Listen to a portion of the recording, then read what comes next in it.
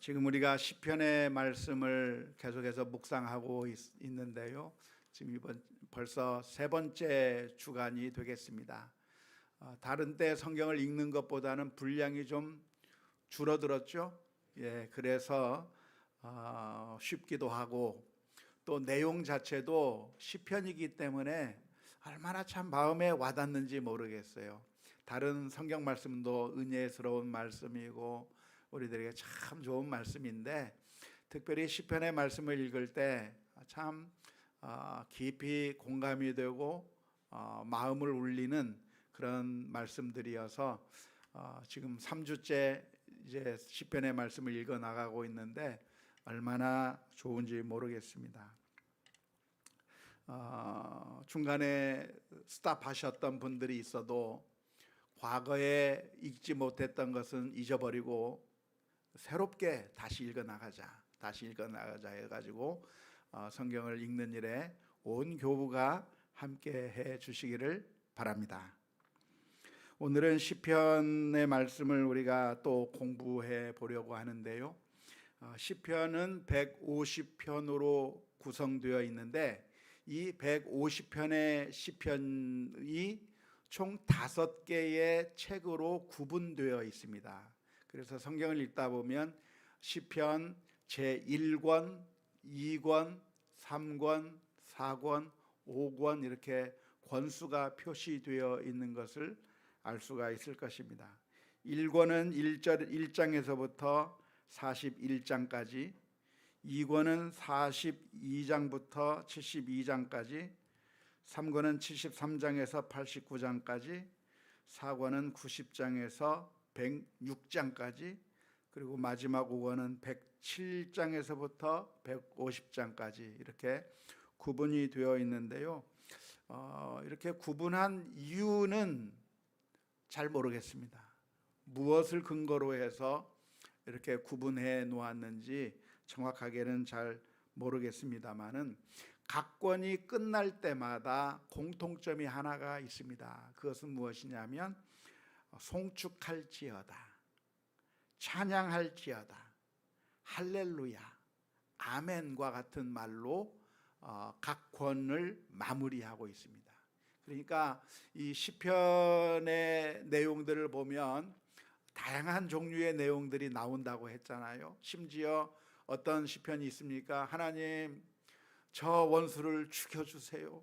하나님 저 원수를 몰살시켜주세요. 막 이런 저주의 시도 있고, 또 어떤 시편을 보면 내 영혼이 낭망하고 슬퍼하고 내 기쁨 가운데, 흑암 가운데, 정말 고통 가운데 있다고 울부짖는 그런 내용들도 나오고, 인생의 여러 가지 감정들이 시편에 고스란히 그대로 묘사되어 있는데, 그 시편의 내용들이 그러나 한 권 한 권이 끝날 때마다 무엇으로 끝나는가?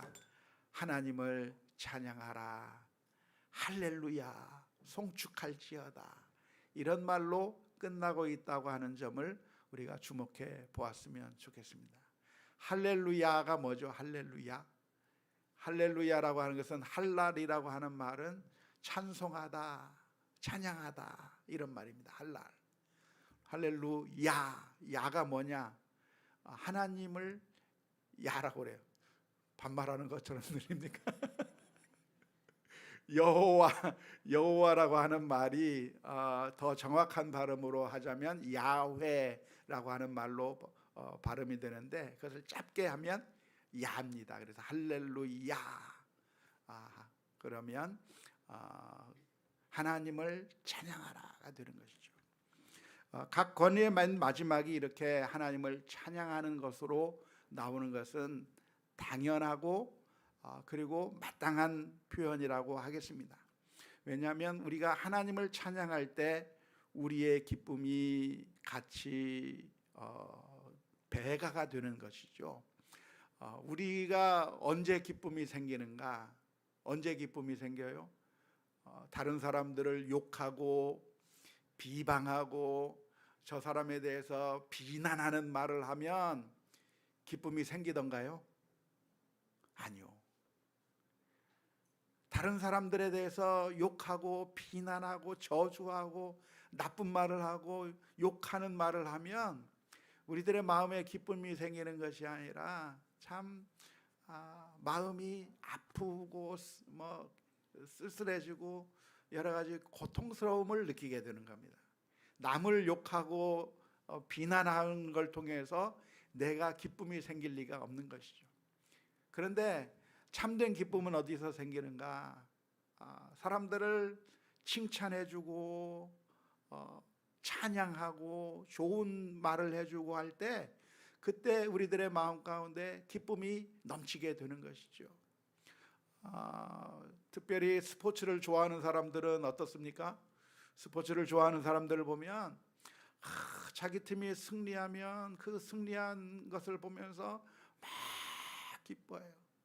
손흥민 선수 골 넣으면 하루 종일 행복해요. 이강인 선수 골 넣으면 하루 종일 행복하고. 우리나라가 이번에 싱가포르하고 하게 될 텐데 언제 하죠? 6월 6일입니다. 이기면 또 기분이 좋고, 다른 사람을 칭찬하고 정말 축하해주고 할 때 기쁨이 생기는 것이죠. 그래서 우리가 무엇인가를 사랑할 대상이 있고 칭찬할 대상이 있고 예배할 대상이 있다고 하는 것은 그것은 우리에게 큰 기쁨이 되는 겁니다. 우리 부모님들이 언제 기뻐요? 우리 아이들을 볼 때 기쁜 것이죠. 우리 할머니 할아버지들이 언제 기뻐요? 손주들을 볼 때 기쁜 것이죠.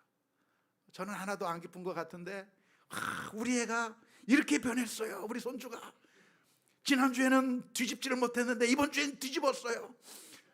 그게 뭐가 근데 그거 하나에 너무 기뻐하고 사랑하는 대상이 있으니까 막 기뻐하면서 행복해지는데 우리가 사랑하고 칭찬하는 대상이 있으면 자꾸만 행복해지는 거죠. 그래서 우리가 행복해질 수 있고 기쁨을 가질 수 있는 비결이 무엇이 있는가? 자꾸 칭찬하고 축하해주고 같이 즐거워하고 많은 사람들에 대해서 칭찬해 주시고 칭송해 주고 하는 것이 그것이 우리가 손해보는 것이 아니라 우리가 엄청나게 기쁨이 생기는 길인 것이죠. 하지만 이 세상의 칭찬이라고 하는 것은 무엇입니까? 다 한계가 있을 수밖에 없는 것이죠. 우리 아이들이 공부 잘하는 것 같아서 막 신나게 떠벌리고 막 마치 서울대를 갈 수 있는 것처럼 아니면 아주 전 세계를 주름 잡을 수 있는 것처럼 막 떠들었는데 나중에 보면은 별거 아니거든요. 나중에 가서는 자랑할 게 없어져요. 왜? 우리 아이들이라고 하는 게 참 어렸을 때는 기대를 많이 두지만 그러나 점점 시간이 흘러가면서 우리가 가지고 있던 기대와 소망들이 하나씩 포기하게 되는 거죠. 제 마음에는 어디까지 갔는가? 우리 딸 기르면서 어디까지 갔느냐면 세계 최고의 바이올리니스트가 되는 줄 알았어요. 사라장보다도 뛰어난 아이라고 얼마나 행복해했는지 몰라요. 그런데 사라장은커녕 안 되더라고요. 특별히 우리 아이가 오늘 아침에도 말씀을 드렸습니다마는 이런 우울증에 걸리고 삶의 모든 것을 포기하는 그런 정도까지 가게 되었을 때 그때 제가 가지고 있던 모든 기대와 소망들을 다 내려놓고 살아 있어 주는 것만도 감사하다. 세계 최고가 되는 게 그래서 명성을 날리는 게 그게 중요한 게 아니라 살아 있어 주는 것만도 감사하고 그냥 이 아이가 웃어 주는 것만 해도 감사하고 그 단계까지 모든 것을 다 내려놓는 단계까지 가게 되었던 경험이 있습니다. 근데 이 세상의 것은 무엇인가? 이 세상의 것들은 그만큼 한계가 있고 늘 부족하고 일시적인 것이고 늘 우리의 기대와 소망을 배반하는 것이죠. 좋아했는데 칭찬하고 우리를 기쁘게 해줬는데 결국에는 그 기쁨이 오래가지 못하는 겁니다. 영원하지 못한 겁니다. 하지만 우리의 기쁨의 참된 기쁨이 어디에 있는가? 하나님에게 있다는 거예요. 왜?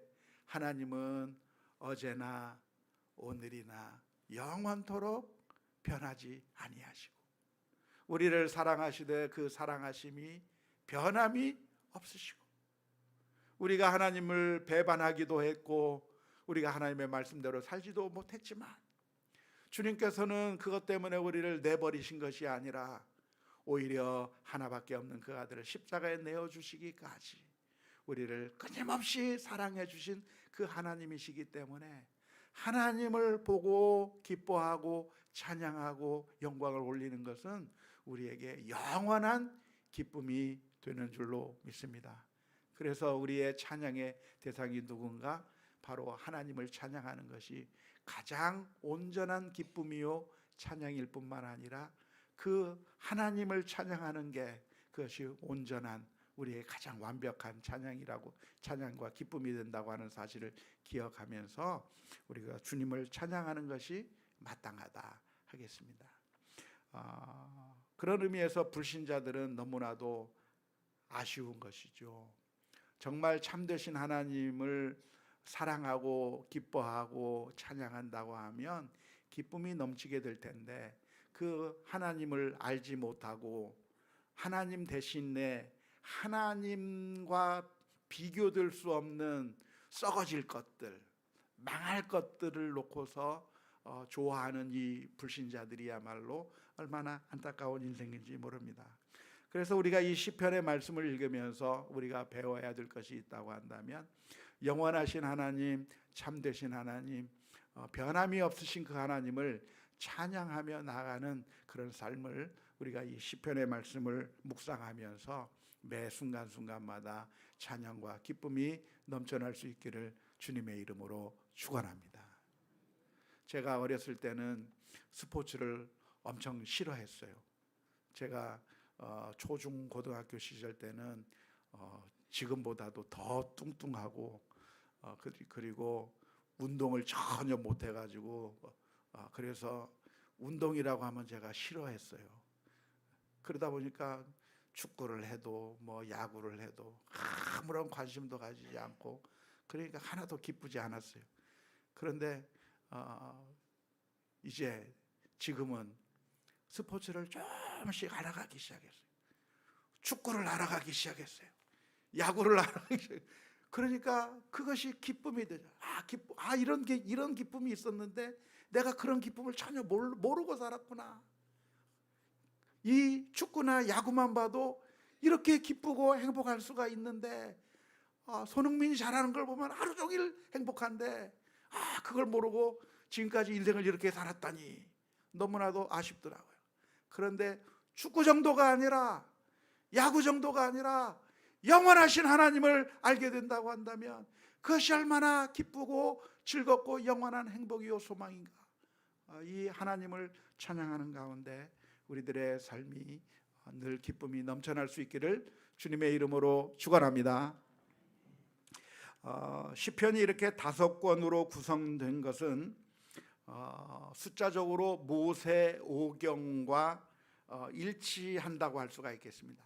모세오경이라고 하는 것이 모세가 쓴 5개의 성경을 가리키는데요, 창세기, 출애굽기, 레위기, 민수기, 신명기를 가리켜서 모세오경이라고 합니다. 그리고 이 율법서가 총 5권인데 이 5개의 숫자와 일치하는 시편의 5권의 권이 있다. 시편을 5권으로 구성하고 있다고 하는 것은 이 시편의 구성 자체가 하나님의 율법에 대한 반응과 같은 것으로 구성된 것이다 라고 볼 수가 있는 것이죠. 그래서 특별히 우리가 이 시편의 말씀을 보면 여러 가지 주제가 나오는데 가장 두드러진 특징 중에 하나가 무엇이냐면 여호와의 율법을 기뻐하고 즐거워하고 묵상하는 것에 대한 강조가 시편에 엄청나게 많이 나오는 것이죠. 그리고 누가 복이 있는가? 여호와의 율법을 주야로 묵상하는 자가 복이 있는 것이고, 누가 악한 사람인가? 하나님의 율법을 무시하고 하나님의 계명을 따르지 않는 자가 악한 것이라고 하는 그런 대조가 시편에 나오면서 이 하나님의 율법인 이 창세기부터 신명기까지 모세 오경에 대응하는 시편의 5권의 이 책들이 정말 하나님의 율법을 기뻐하고 감사하고 묵상하는 그런 내용들로 되어 있다고 하는 것에 주목해 볼 필요가 있겠는데요. 이 하나님의 율법이 왜 중요한가? 왜냐하면 이 하나님의 율법이 하나님을 드러내주고 있기 때문에 그렇습니다. 하나님은 어떤 하나님이십니까? 영적인 하나님이시기 때문에 우리의 눈으로 볼 수가 없어요. 우리의 손으로 이 하나님을 만질 수가 없어요. 그런데 그 하나님께서 우리와 어떻게 교제하시는가? 어떻게 우리가 볼 수 없는 그 영적인 하나님께서 우리와 어떻게 관계하시는가? 말씀을 우리들에게 주셔서 교제하게 만드시는 것이죠. 그래서 우리가 하나님의 말씀을 읽고 묵상하는 것이 그것이야말로 정말 하나님과 교제하는 것이고, 하나님과 영적인 좋은 관계를 유지해 나가는 것이 다른 게 아니라 하나님의 말씀을 읽고 묵상하는 거라고 하는 것을 알 수가 있는데, 바로 그것을 강조하기 위해서 시편이 5권으로 나누어져 있는 것입니다. 그 가운데서 1권의 내용을 보면 1권은 1편에서부터 41편까지의 내용인데, 주로 다윗이 쓴 시편들이 제1권에 기록되어 있습니다. 가장 드러진 특징이 있다고 한다면 의인과 악인에 대한 대조를 말하고 있는데, 이런 악인들이 판을 치고 있지만 결국에는 하나님께서 보호해 주실 것이고, 악인이 승리하지 못할 것이고, 결국에는 하나님께로 피하는 것이 복되다라고 하는 그런 내용들이 제1권의 시편 가운데 기록되어 있습니다.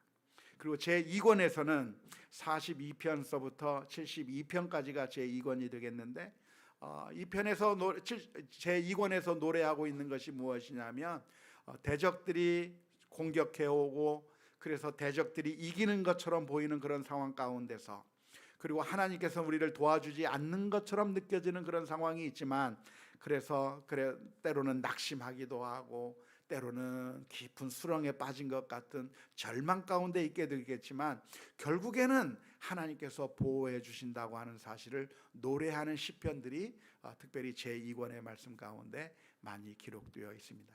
그래서 지금까지 우리가 시편을 쭉 읽어왔는데, 이 말씀이 우리들의 삶을 그대로 반영하는 경우가 많습니다. 때로는 낭망하고 절망할 때 이런 시편의 말씀을 읽으면서 우리가 결국에는 하나님께 나아가 찬송하고 하나님께 나아가 기도하고, 그리고 하나님께서 주시는 그 놀라운 축복들을, 그 기쁨들을 이 말씀을 묵상하는 가운데 누릴 수 있기를 주님의 이름으로 축원합니다.